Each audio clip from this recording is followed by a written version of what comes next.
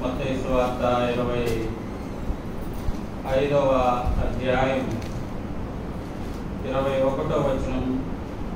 బడా నమ్మకమైన మంచి దాసుడా, నీవు ఈ కొంచెములో నమ్మకముగా ఉంటివి, నిన్ను అనేకమైన వాటి మీద నియమించేదను, నీ యజమానుని సంతోషంలో పాలు పొందుమని అతనితో.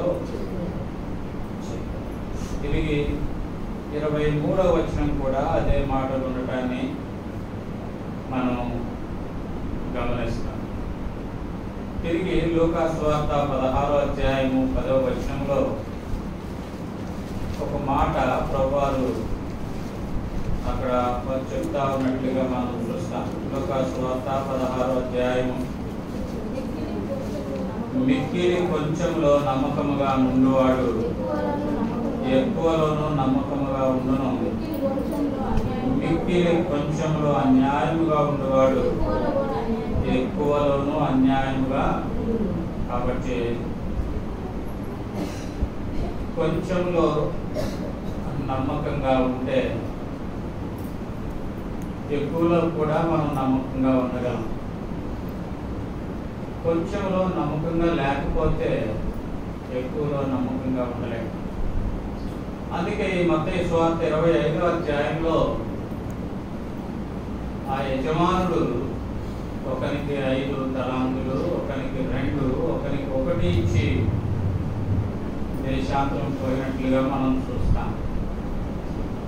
తిరిగి వచ్చి లెక్క చూసుకున్నప్పుడు 5 తలాంతులు ఇచ్చినటువంటి ఆ వ్యక్తి మరైదింటిని సంపాదించినట్లుగా మనం చూస్తాం. 2 తలాంతులు ఇచ్చినటువంటి వ్యక్తి మరి 2 సంపాదించినట్లుగా మనం చూస్తాం. అయితే 1 తలాంతు ఇచ్చినటువంటి వ్యక్తి దానిని ఏం చేస్తూ వచ్చాడు? భూమిలో పాతి పెడుతూ వచ్చి నిరుపయోగముగా ఉంచుతూ వచ్చి, అంటే నమ్మకముగా తాను ఉండలేని పరిస్థితిని మనం అక్కడ చూస్తా ఉన్నాం. ఒకటి మనం గమనించాల్సింది ఏంటి అంటే, మనకి ఎవరైనా ఏదైనా ఇచ్చినప్పుడు ఆ విషయంలో మనం నమ్మకంగా ఉండాలి అనేది మనం ఇక్కడ తెలుసుకుంటా ఉన్నాం. రెండవది, మనం అకౌంటబిలిటీ ఉండాలి. తర్వాత మనల్ని లెక్క చూసుకున్నప్పుడు మనం దానికి సరైనటువంటి లెక్క చెప్పగలిగిన వారంగా ఉండాలి. దాన్నే మనం నమ్మకత్వము అంటాం. కాబట్టి ఆ రీతిగా నమ్మకత్వాన్ని కనుపరిచినటువంటి ఆ వ్యక్తులతో ఇక్కడ అంటా ఉన్నాడు, బడా నమ్మకమైన మంచి దాసుడా, నీవు కొంచెంలో నమ్మకంగా ఉన్నావు, కాబట్టి నిన్ను అనేకమైన వాటి మీద. కాబట్టి మనం ఎప్పుడైతే కొంచెంలో నమ్మకంగా ఉంటామో అనేకమైన వాటి మీద దేవుడు మనల్ని నమ్మకస్తులుగా ఉంచుతూ అనేకమైన వాటి మీద మనల్ని ఉంచేవా దేవుడిగా మనం చూస్తాం. కొన్ని పర్యాయాలు మీ జీవితంలో కూడా ఇది అనుభవంలో ఉండుండొచ్చు. మనం షాప్కి వెళ్ళినప్పుడు లేదా కిరాణా కొట్టుకు వెళ్ళినప్పుడు ఆయా సమయాల్లో మనం కొట్టుకు వెళ్ళినప్పుడు ఒక్కోసారి ఏం చేస్తాడు అంటే, ఆ కొట్టు యజమాని తనేదో బిజీలో ఉన్నట్లు నటిస్తూ మనకు ఒక 65 రూపాయలే రావాలనుకోండి, అతను ఏం చేస్తాడంటే 70 రూపాయలు లేదా 100 రూపాయలు ఇచ్చి మళ్ళీ తన పనిలో బిజీ అవుతాడు. చాలా పర్యాయాలు ఏం చేస్తారంటే లెక్క చూసుకొని, అరే నాకు ఎక్కువ వచ్చినాయి అని చెప్పని మనం ఏం చేస్తాం, ఇవ్వకుండా ఎక్కువ వచ్చినాయిలే, మర్చిపోయాడు, చూసుకోవట్లేదని చెప్పేసి అని మనం ఏం చేస్తామంటే జోబులో పెట్టుకొని కామ్గా వచ్చేస్తాం. అది అతను గమనిస్తాడు. గమనించి రెండో పర్యాయం మూడో పర్యాయం మనం ఆ యొక్క షాప్ మరలా తిరిగి అది అడగడు. కానీ అతను ఎప్పుడూ కూడా మన మీద ఒక దృష్టి ఉంచుతాడు అనేది మనం అక్కడ గమనించాం.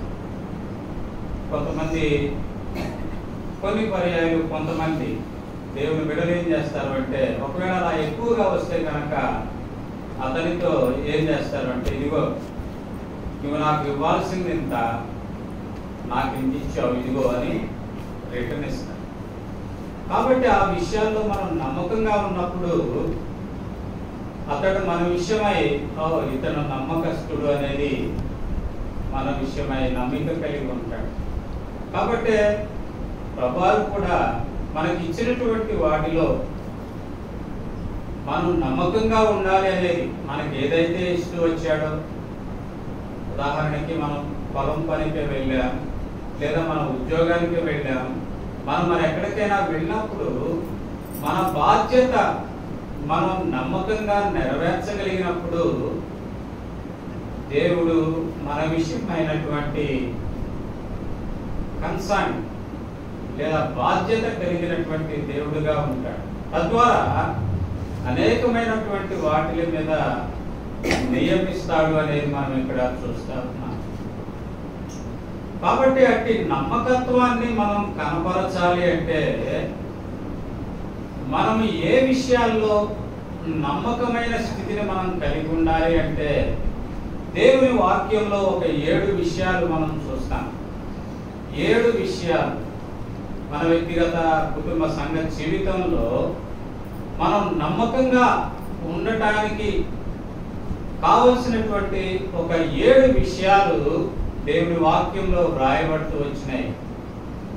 వాటిలో మొదటిది ఏంటిది అంటే, రండి చూద్దాం. సామెతల గ్రంథము 11వ అధ్యాయము 13వ వచనాన్ని గనక మనం చూస్తే, సామెతల గ్రంథము 11వ అధ్యాయము 13వ వచనాన్ని గనక మనం చూస్తే, కొండెగాడై తిరుగులాడువాడు అరుల గుట్టు బయట పెట్టును, నమ్మకమైన స్వభావము గలవాడు సంగతి దాచును. కాబట్టి ఇక్కడ మనం ఏం చూస్తా ఉన్నామంటే, మొదటిగా మనం నమ్మకంగా ఉండాల్సినటువంటిది ఏంటంటే, మన జీవితంలో మన స్వభావము నమ్మకమైందిగా ఉండాలి.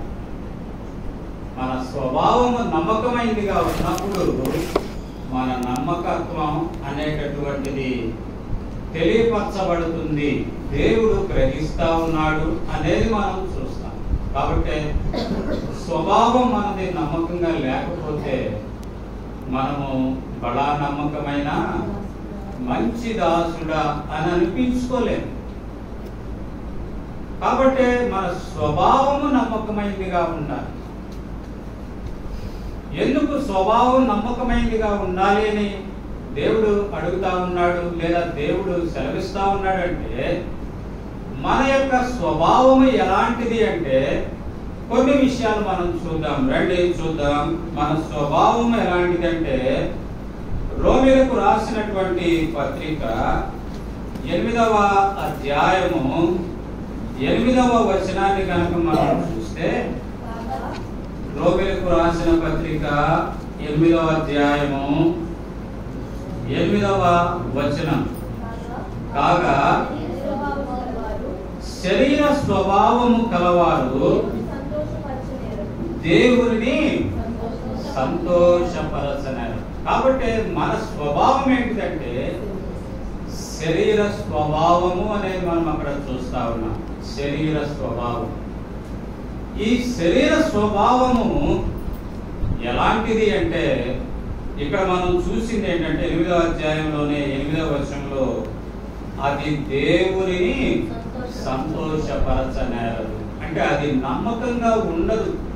శరీర స్వభావం, శరీరము ఉద్రేకం కలిగింది, శరీరము తొందరపడేటటువంటి స్వభావం కలిగింది. అంత మాత్రమే కాకుండా ఇక్కడ మనం కొన్ని విషయాలు మనం చూడగలుగుతాం. చూడండి 7వ వచనం, ఇదే అధ్యాయము 7వ వచనంలో, ఏలయనగా శరీరానుసారమైన మనస్సు విరోధమైనది అనేది మనం చూస్తాం. కాబట్టి ఎవరికి విరోధమైందంటే దేవునికే విరోధమైంది. ఈ శరీరము దేవునికి విరోధమైనటువంటిది అనేది మనం అక్కడ చూస్తా ఉన్నాం.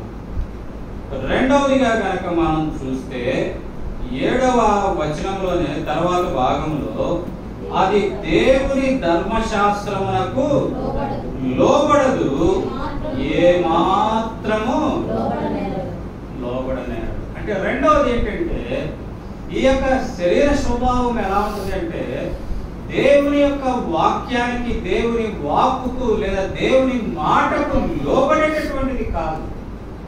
ఆ మాట రాసి మరలా అంటాడు, ఏ మాత్రమే గాని లోబడనేరదు అనేది మనం చూస్తాం. కాబట్టి రెండవది ఏంటంటే ఇది దేవునికి మాటకి, దేవుని వాక్యానికి లోబడేటటువంటిది కాదు అనేటటువంటిది మనం ఇక్కడ చూస్తా ఉన్నాం. మూడవదిగా మనం ఇక్కడ గమనిస్తే ఏంటిది అంటే 9వ వచనంలో దేవుని ఆత్మ మీలో నివసించుచున్న యెడల మీరు ఆత్మ స్వభావము గలవారే కానీ శరీర స్వభావము గలవారే కాదు. ఎవడైనాను క్రీస్తు ఆత్మ లేని వాడైతే, కాబట్టి ఆయన వారిగా ఈ యొక్క శరీర స్వభావం ఉంచదు. దేవుడి విడుదలంగా మనం ఉండేదాని కొరకై ఈ యొక్క శరీర స్వభావం అంగీకరించదు. ఎందుకంటే శరీరము లాగేస్తూ ఉంటది లోకం వైపు, లోకం యొక్క ఆచారాలు, లోకం యొక్క ఆశలు, లోకం యొక్క కోరికల వైపు శరీరం దాని కోరికలు నెరవేర్చుకునే దాని కొరకై అది ఏం చేస్తూ ఉంటుంది అంటే అది లాగుతూ ఉంటుంది. కాబట్టి దేవుని బిడ్డగా మనల్ని ఉండనివ్వకుండా చేస్తుంది అనేది మనం అక్కడ చూస్తాం. ఆ తర్వాత మనం కనుక గమనిస్తే 5వ వచనములో శరీరానుసారులు శరీర విషయముల మీద మనస్సుంతురు, ఆత్మానుసారులు ఆత్మ విషయముల మీద మనస్సుంతురు, శరీరానుసారమైన మనస్సు. కాబట్టి నాలుగవదిగా మనం అక్కడ ఏం చూస్తా ఉన్నామంటే శరీరానుసారమైనటువంటిది ఏం చేస్తుందంట, శరీరం మీదే మనసు ఉంచుతుంది.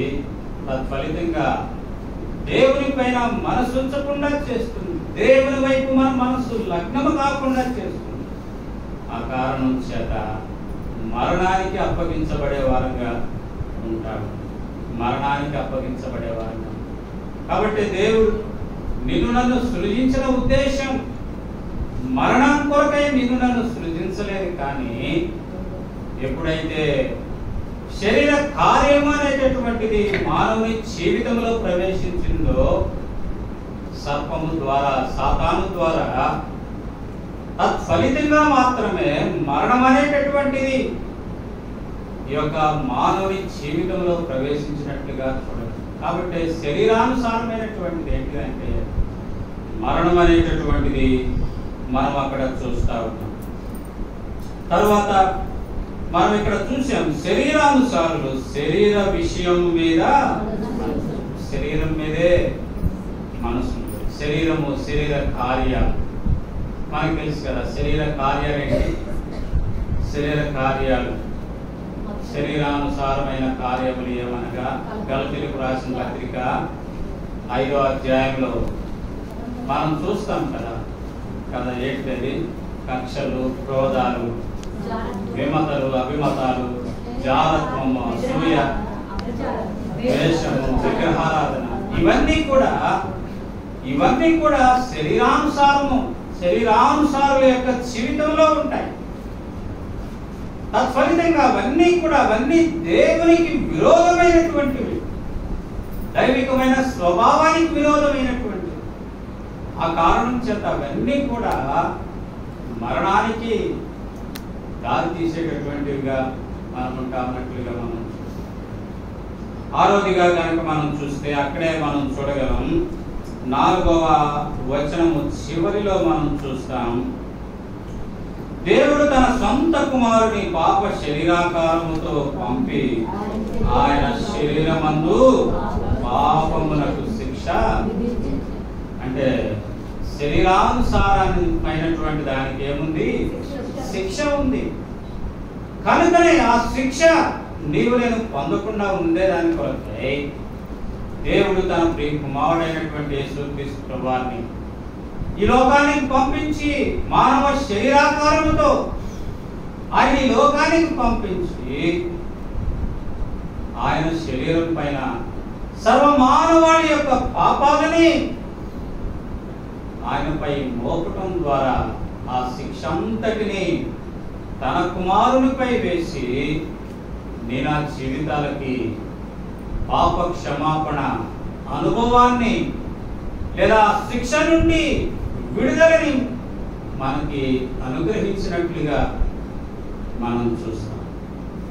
కనుకనే శరీరానుసారమైనటువంటి ఆ యొక్క శరీర స్వభావము నుండి నీవు నేను విడిపించబడాలి అనే కారణం ఏంటంటే ఈ యొక్క శరీర స్వభావము దేవునిని సంతోషపరచు, దేవునిని సంతోషం. కారణం ఏంటంటే ఈ శరీర స్వభావంలో ఏముంది? శిక్ష ఉంది, మరణం ఉంది, దేవునిని అంగీకరించదు కదా. ఇవన్నీ ఉన్న కారణం చేత ఈ శరీర స్వభావము దేవునిని సంతోషపరచు. ఆ దేవునిని సంతోషపరచకపోవటానికి కారణం ఏంటంటే ఈ శరీర స్వభావములో నమ్మకమైన స్థితి అనేది కొదువై ఉంది. ఆ కారణం చేత దేవునిని సంతోషపరచదు అనేటటువంటిది మనం అక్కడ చూస్తాం. తర్వాత రోమిలకు రాసినటువంటి పత్రికలోనే 6వ అధ్యాయము 6వ వచనంలో కనుక మనం చూస్తే మరొక స్వభావాన్ని మనం అక్కడ చూస్తాం. ఏమనగా మనమికను పాపమునకు దాసులము కాకుండానట్టుకు పాప శరీరము నిరర్ధకమగునట్లు మన ప్రాచీన స్వభావము ఆయనతో కూడా సిలువ వేయబడినని. కాబట్టి ఈ పాప శరీర స్వభావము నిరర్ధకమయ్యే దాని కొరకై రెండవదిగా ప్రాచీన స్వభావము అనేది మనం చూస్తాం. అంటే ప్రాచీన పురుషుడు అనేది కింద రాస్తా ఉన్నాడు. ప్రాచీన పురుషుడు అంటే పాత స్వభావము లేదా మునుపటి స్వభావం, దేవునిని ఎరగనప్పుడు ఉన్నటువంటి ఆ ప్రాచీన స్వభావం, పాప స్వభావము అనేది మనం ఇక్కడ గమనిస్తా ఉన్నాం. ఈ పాపమునకు దాసులము కాకుండానట్లు అంటాడు. పాప శరీరము నిరర్ధకమగునట్లుగా ఆ ప్రాచీన స్వభావాన్ని మనం ఏం చేస్తూ వచ్చాం? ఆయనతో కూడా సిలువ వేయబడేను అనేది మనం. కాబట్టి రెండవదిగా మనలో ఉన్నటువంటి స్వభావం ఏంటి అంటే ప్రాచీన, మొదటిది శరీర స్వభావం ఉంది, రెండవదిగా ప్రాచీన స్వభావం ఉంది. మూడవదిగా కనుక మనం గమనిస్తే అక్కడ మనం చూస్తాం సామెతల గ్రంథం 6వ అధ్యాయము 14వ వచనం. సామెతల గ్రంథము 6వ అధ్యాయము 14వ వచనం. వారి హృదయము అతి మూర్ఖ స్వభావము గలది, వారు ఎల్లప్పుడూ కీడు కల్పించుచు జగడములు. కాబట్టి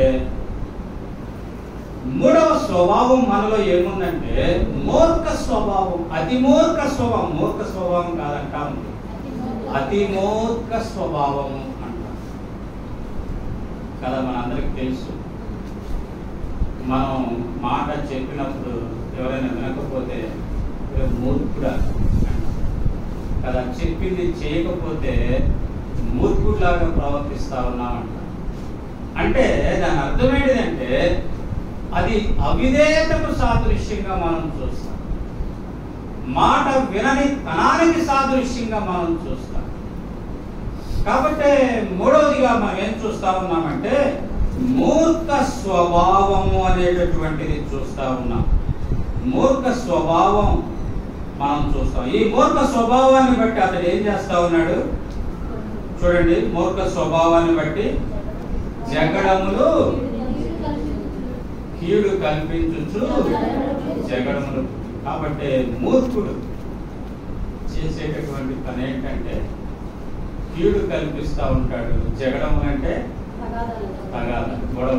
గొడవలు సృష్టిస్తూ ఉంటాడు కదా. గొడవలు సృష్టిస్తాడు. వాడి పని అదే. మూర్ఖుడు, మూర్ఖ స్వభావం. వాడు చేసే పని ఎవరు చెప్పింది వినడు. వాడు మూర్ఖుడు కదా. అలాగా తన జీవితం, అలాంటి స్వభావం మనది ఒకప్పుడు.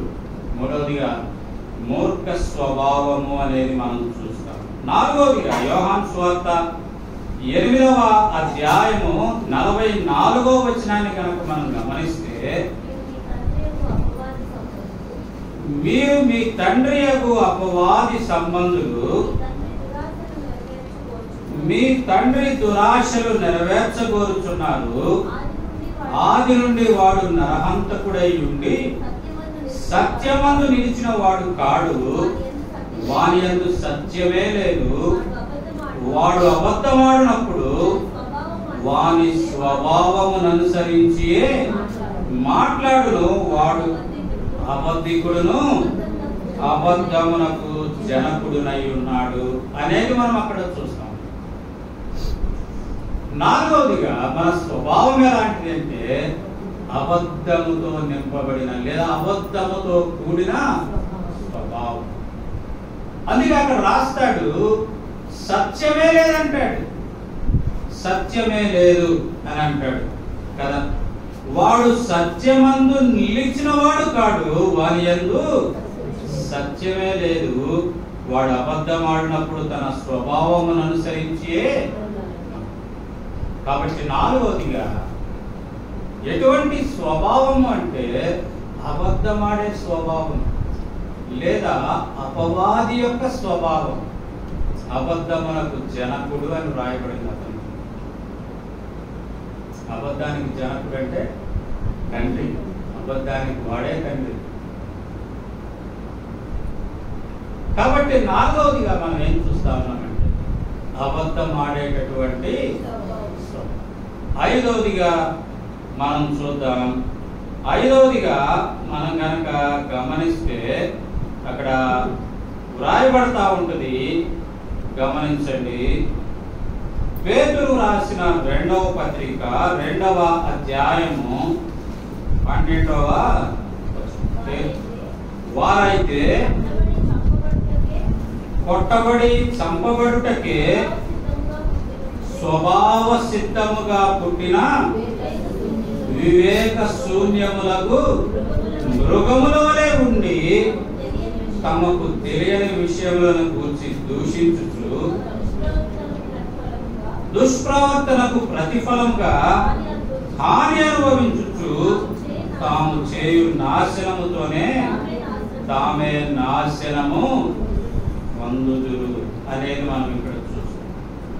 కాబట్టి ఐదవదిగా ఏంటిదంటే స్వభావ సిద్ధముగా పుట్టిన వివేక శూన్యములకు మృగముల వలె ఉండి, అంటే మృగ స్వభావము అనేది మనం చూస్తాం.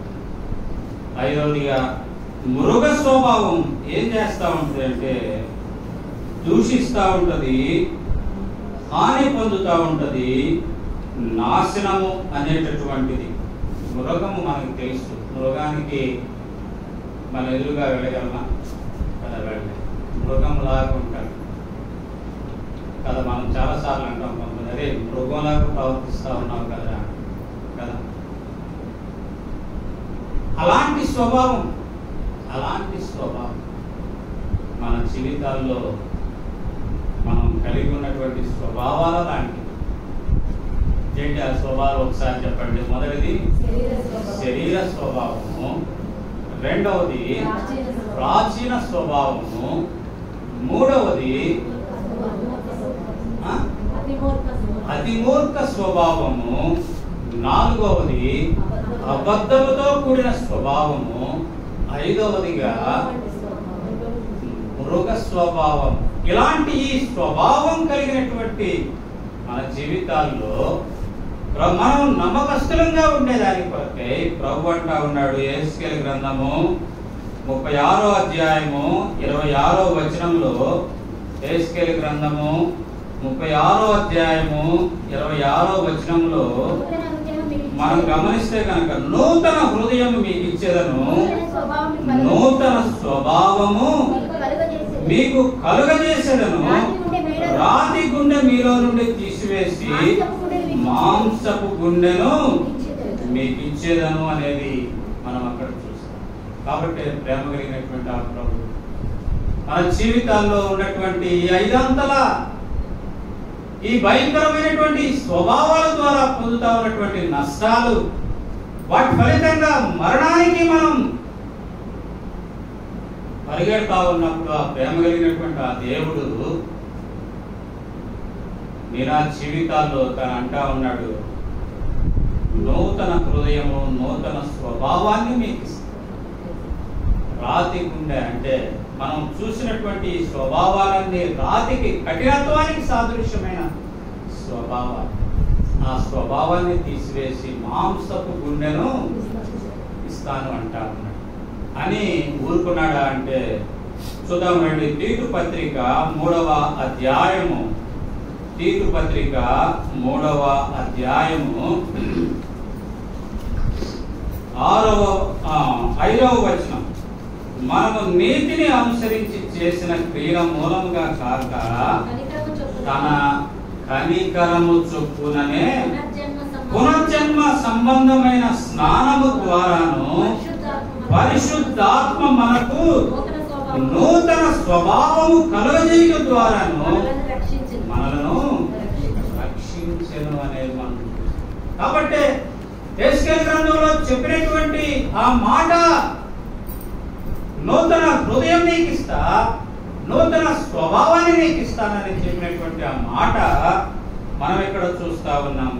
మనం చేసినటువంటి ఏదో నీతి క్రియల వంటిది కాదు, కానీ ఇక్కడ ప్రభు అంటా ఉన్నటువంటి మాట ఏంటంటే కనికరము చొప్పున, కనికరము చొప్పున పునర్జన్మ సంబంధమైన స్నానము ద్వారా ఏం చేస్తా ఉన్నాడంటే పరిశుద్ధాత్మ మనకు నూతన స్వభావాన్ని కలుగజేస్తాడు. నూతన స్వభావం కనుక ప్రేమ కలిగినటువంటి ఆ దేవుడు నీ ఎడల నా ఎడల చూపిస్తా ఉన్నటువంటి ఆ ప్రేమ ఎంత మహోన్నతమైనది అంటే, అటువంటి కఠినమైనటువంటి జీవితం, మరణానికి సాదృశ్యమైనటువంటి ఆ జీవితాన్ని నీకు నాకు అనుగ్రహించడానికి కొరకే తాను మాట చెప్పడం, ఆ వాగ్దానం చేయడం మాత్రమే కాకుండా ఆ వాగ్దానాన్ని నీ నా జీవితంలో నెరవేర్చు, నీ నా జీవితంలో నూతనమైన స్వభావాన్ని ఇచ్చి నిన్ను నన్ను రక్షించేదానికి కొరకై ఆయన కల్వరి శిలువలో నీ కొరకు నా కొరకు బయలైనట్లుగా ఆయన కార్చినటువంటి ఆ కల్వరి రక్తములో నిన్ను నన్ను కడిగి శుభ్రపరచి ఆయన నీకు నాకు నూతన స్వభావం ఇచ్చినట్లుగా మనం చూస్తాం. తద్వారా నిన్ను నన్ను నమ్మకస్తులుగా చేసినట్లుగా మనం చూడగలుగుతాం. అంత మాత్రమేనా, ఆయన ఇస్తూ వచ్చినటువంటి స్వభావం ఏంటిది అంటే మనం చూస్తా ఉన్నాం. చూడండి, రోమిలకు రాసినటువంటి పత్రిక 8వ అధ్యాయము 9వ వచనంలో మనం చూస్తాం. దేవుని ఆత్మ మీలో నివసించుతున్న ఎడల మీరు ఆత్మ స్వభావం కలిగిన. కాబట్టి నూతన స్వభావం ద్వారా నీలో నాలో ఏం ప్రవేశిస్తూ వచ్చిందంటే ఆత్మ స్వభావం, దేవుని ఆత్మ నీలో నాలో నివసించడం ద్వారా ఆత్మ సంబంధముగా ఆత్మ స్వభావం కలిగి ఆత్మానుసారముగా ప్రవర్తించేవారు. అందుకే మనం చూస్తాం ఆత్మ కార్యాలు ఏంటనగా ప్రేమ, సంతోషం కదా. అంతకుముందు శరీర కార్యాలు ఏంటంటే క్రోధము, కక్ష, విమతములు, భేదములు. అయితే ఆత్మ కార్యం ఏంటిదంటే ప్రేమ, సంతోషము, సమాధానము, ఎంత గొప్ప మార్పు అండి, ఎంత గొప్ప మార్పు. దీని అంతటికి కారణం ఏంటంటే ప్రభువారి కల్వరి శిలువలో నీ నా శిక్ష భరించి కాచిన రక్తము ద్వారా మన యొక్క స్వభావాన్ని మార్చాడు, మన హృదయాన్ని మార్చాడు. తద్వారా ప్రభా ఒకప్పుడు నేను మృగ స్వభావం కలిగిన వాడు ప్రభా, ఒకప్పుడు శరీర స్వభావం కలిగి మరణానికి మాత్రమే పాత్రుడైనటువంటి వాడు ప్రభా. నా జీవితాన్ని మార్చి ఆత్మానుసారమైన స్వభావం కలిగినటువంటి వాడిగా నన్ను మార్చి ప్రభా, నాలో ప్రేమ, కక్షకు బదులుగా ప్రేమను ఇచ్చావు, ద్వేషానికి బదులుగా సమాధానం ఇచ్చావు ప్రభా అంటూ ఆయన్ని స్తుతించే వారంగా మనం ఉండాలనేది దేవుని ఆశ. మూడవదిగా మనం చూస్తే పేతురు రాసిన 2వ పత్రిక 1వ అధ్యాయము 4వ వచనం. పేతురు రాసిన 2వ పత్రిక 1వ అధ్యాయము 4వ వచనం. ఆ మహిమా గుణాతిశయములను బట్టి ఆయన మనకు అమూల్యములను అత్యధికములైన వాగ్దానములు అనుగ్రహించి ఉన్నాడు. దురాశను అనుసరించడం వలన లోకమందున్న భ్రష్టత్వమును ఆ వాగ్దాన మూలముగా మీరు తప్పించుకొని దేవ స్వభావమందు పాలివారగునట్లు వాటిని. కాబట్టి లోకంలో ఉన్నటువంటి ఆ భ్రష్టత్వాన్ని అధిగమించి దేవ స్వభావం అంటే దేవుని బిడ్డలంగా తిరిగి మనం మొట్టమొదటిగా దేవుడి ఏ విధంగానైతే, ఏ ఉద్దేశంతోనైతే తన అమూల్యమైన హస్తాలతో ఆ రూపాన్ని నిర్మించి తన యొక్క జీవాన్ని ఇచ్చాడు, ఆ స్వభావంలోనికి నేను నన్ను తీసుకొని వచ్చినట్లుగా మనం అక్కడ చూస్తాం. కాబట్టి దేవ స్వభావం, దైవికమైనటువంటి స్వభావాన్ని ఆయన మనకు ఇచ్చినట్లుగా మనం అక్కడ చూస్తాం. 4వదిగా మనం చూద్దాం. ఎఫెసీయులకు రాసిన పత్రిక 4వ అధ్యాయము 24వ వచనం. ఎఫెసీయులకు రాసిన పత్రిక 4వ అధ్యాయము 24వ. నీతియు యథార్థమైన భక్తి గల వారై నవీన స్వభావము. కాబట్టి ఎప్పుడైతే దేవ స్వభావం మనలోకి వస్తూ వచ్చిందో, 4వదిగా మనం ఎలాంటి స్వభావం కలిగిన వాళ్ళంటే నవీన స్వభావం. ఆ యొక్క పాత స్వభావం, శరీర స్వభావాన్ని విడిచిపెట్టి నవీన స్వభావాన్ని ధరించుకున్నట్లుగా మనం చూస్తాం. ఫలితంగా మనం ఒక మాట చూసి ముగించుకున్నాం. 2వ సమూయేలు గ్రంథం 2వ అధ్యాయం 6వ వచనంలో మనం గమనిస్తే, 2వ సమూయేలు గ్రంథం 2వ అధ్యాయము 6వ వచనాన్ని కనుక, యెహోవా మీకు కృపను సత్య స్వభావమును అగపరచును. కాబట్టి వీటన్నిటి ఫలితంగా దేవుడు మన జీవితంలో ఏం కనపరుస్తా ఉన్నాడు అంటే, మన ఎడల ఏం కనపరుస్తా ఉన్నాడంటే సత్య స్వభావాన్ని కనపరచడం ద్వారా నిన్ను నన్ను సత్యవంతులుగా, అంటే నమ్మకమైనటువంటి వారముగా, నమ్మకమైన స్వభావము కలిగినటువంటి వారముగా ఈనాడు దేవుడు నిన్ను నన్ను చేసుకోవచ్చు. ఆ కారణం చేత ప్రభుని మనం స్తుతించి ఆరాధించాలనేది దేవుని యొక్క ఆశ. అట్టి కృప దేవుడు నీకు నాకు అనుగ్రహించును.